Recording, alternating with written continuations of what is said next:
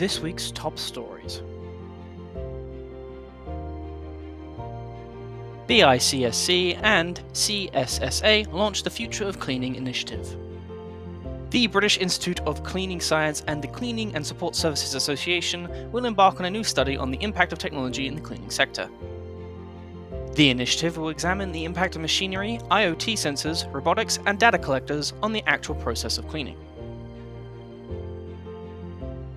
Salford's Eden building reaches completion. One of the UK's most sustainable office buildings has reached completion.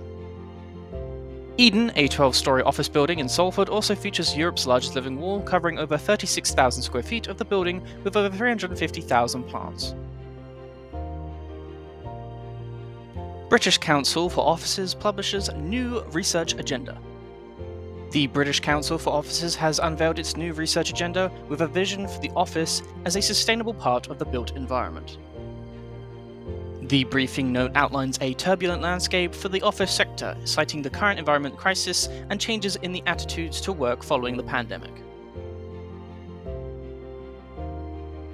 For all the latest facilities and workplace management news, read more at TWinFM.com.